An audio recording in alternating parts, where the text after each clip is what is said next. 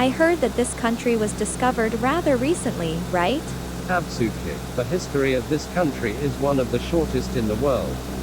It is about one of the last territories discovered by the human being. Indeed, the Maoris arrived there between 1050 and 1300, while the Europeans landed there in 1642. Today, the majority of New Zealand's population of 5 million is of European descent. The indigenous Maori are the largest minority, followed by Asians and Pacific Islanders. Reflecting this, New Zealand's culture is mainly derived from Maori and early British settlers, with recent broadening of culture arising from increased immigration.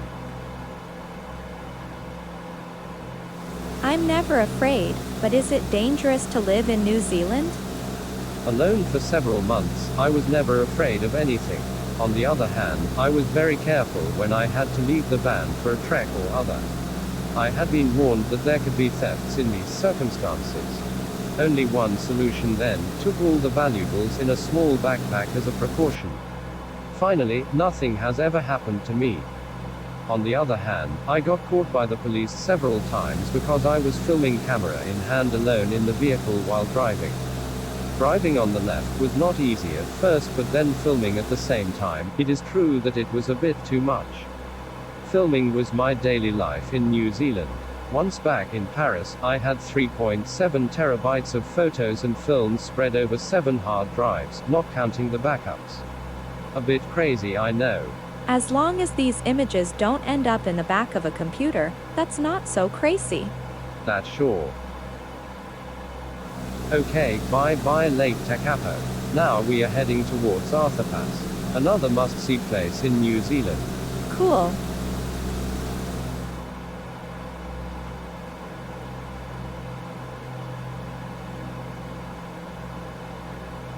The weather is starting to deteriorate a bit, but it is still fine for the moment. Indeed. As long as there is no turbulence, I feel great.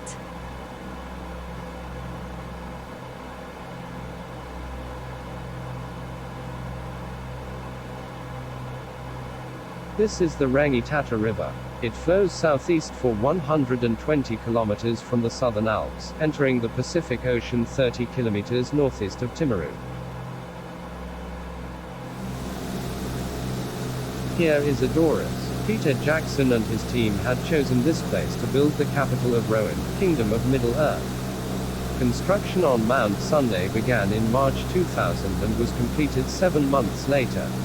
The main roof of Medicel took 3 weeks of work and 10 hectares of wheat were needed.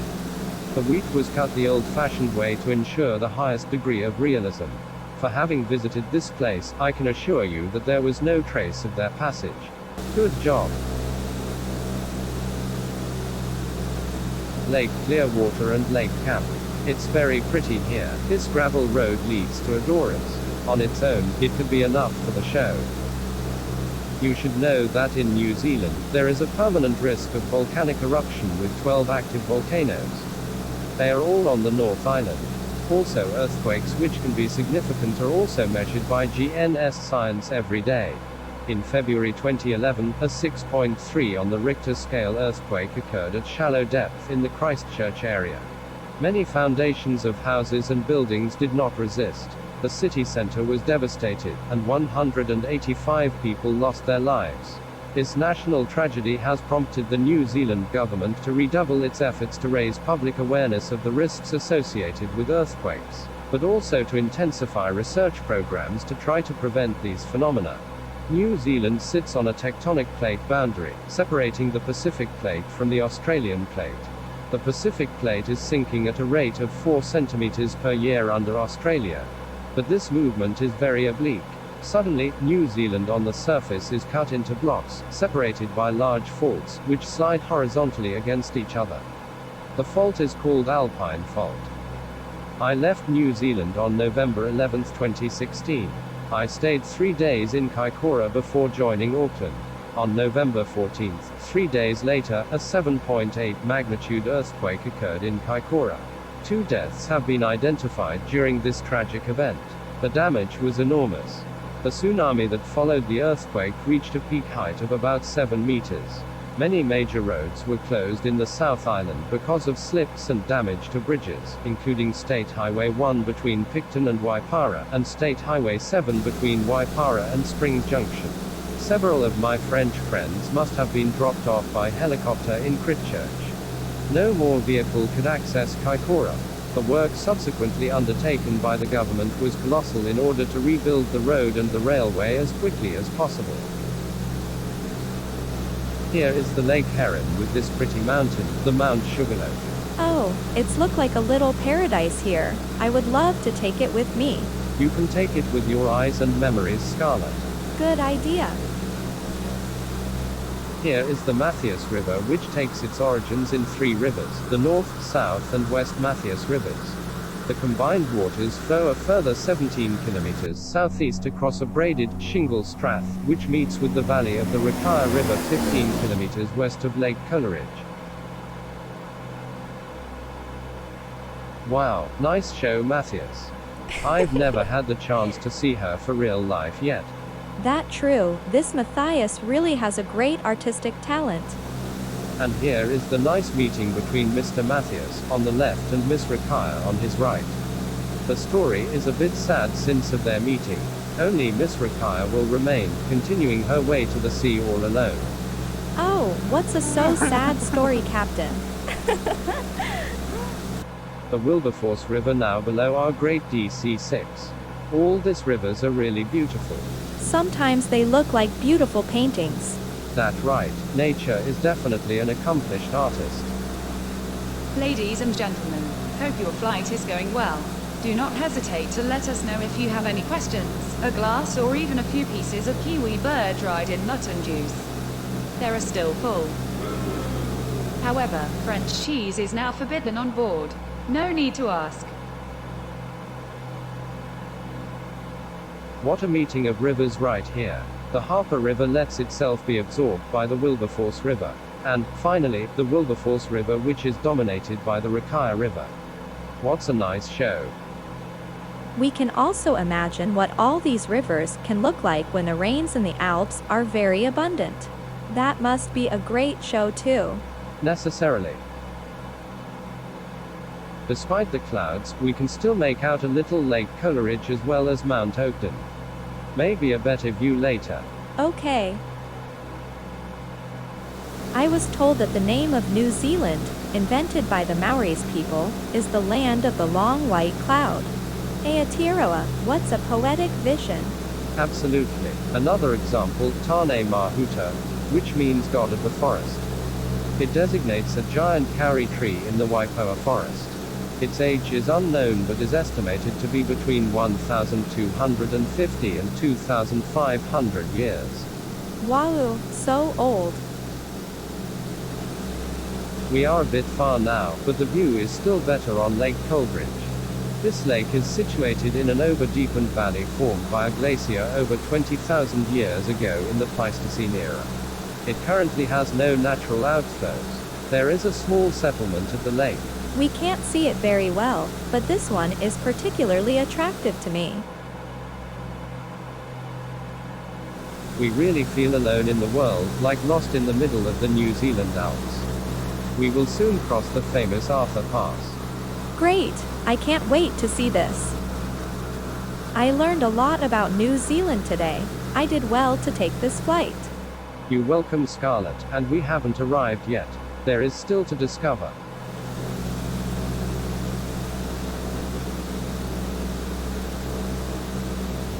Here we are. Arthur Pass National Park. It is splendid here. Wide spaces surrounded by large mountains bordered by magnificent texture.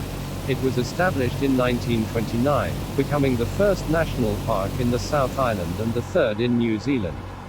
The large river below is Waimakariri. The river rises on the eastern flanks of the Southern Alps, 8 kilometers southwest of Arthur's Pass. For much of its upper reaches, the river is braided with wide shingle beds. As the river approaches the Canterbury Plains, it passes through a belt of mountains, and is forced into a narrow canyon, the Waimakariri Gorge, before reverting to its braided form for its passage across the plains. It enters the Pacific north of Christchurch, near the town of Kaiapoi.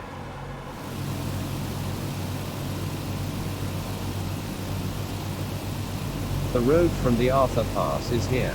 It is very well known in New Zealand and widely visited by tourists. I have some pictures of course in the tablet to show you. Cool.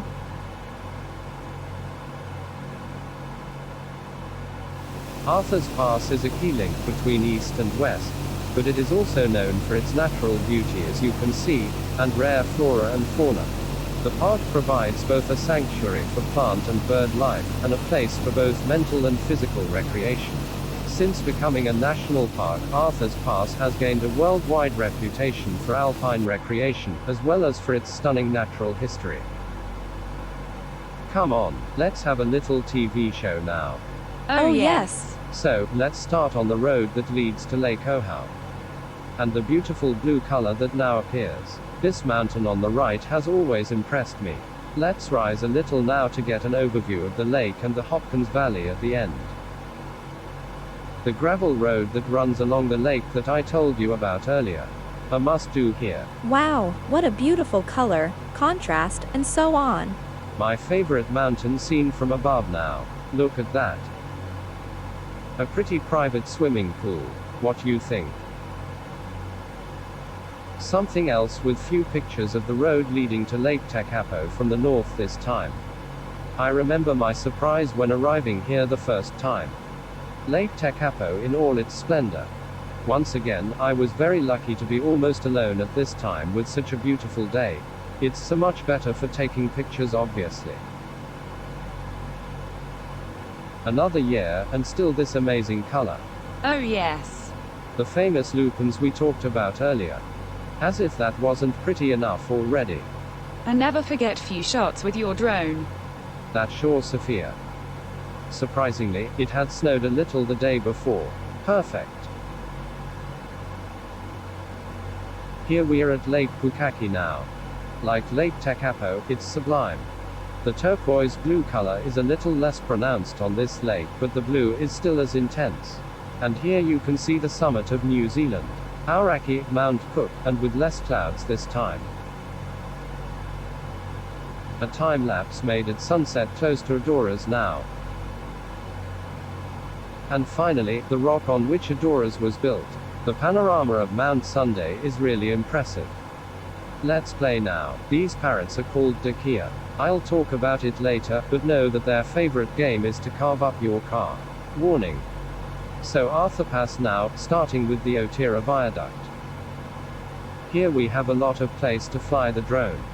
These spaces are impressive and the sumptuous Waimakariri River with its large braids is magical. Sometimes the road consists of long straight lines, some other times very twisty. Everything changes very quickly here, but everything is beautiful. You can see far, so far here, when the weather is nice of course. When there is low clouds, it changes drastically. The place becomes completely mystical. And that is, we'll take a last look at the tablet when we arrive in Wellington if you wish. Good idea.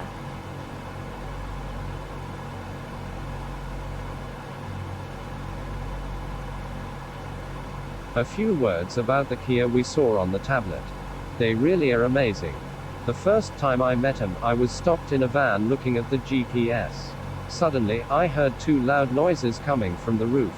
I went out immediately to come face to face with two Kia rocking on their paws, as if very happy to be there. I also noticed that they both had bracelets hanging from their paws. Monitored by the dock, no doubt. The what? The dock? But what is it? The dock is the Department of Conservation. The Public Service Department of New Zealand charged with the conservation of New Zealand's natural and historical heritage.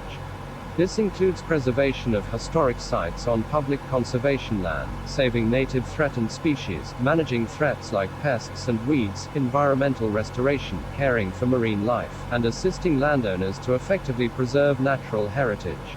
Understood, thank you. Okay, let's get back to our two Kia. Each of them played on the roof of the van, having fun jumping like young children. Teal 624, contact New Zealand Centre on 119.2, bye-bye. Oops, sorry Scarlett. New Zealand Centre on 119.2, Teal 624, bye-bye.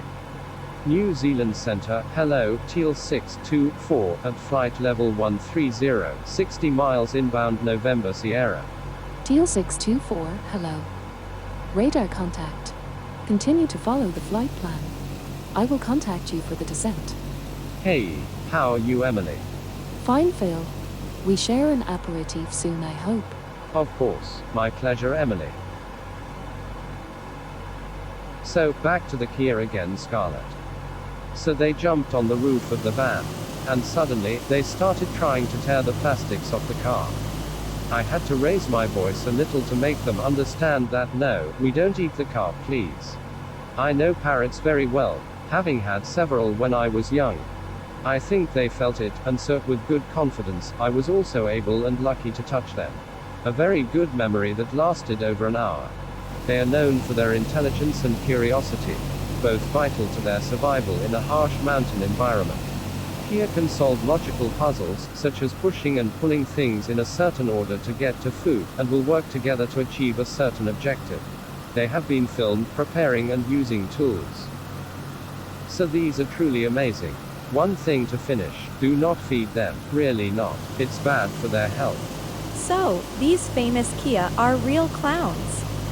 Yes, and real car eater too.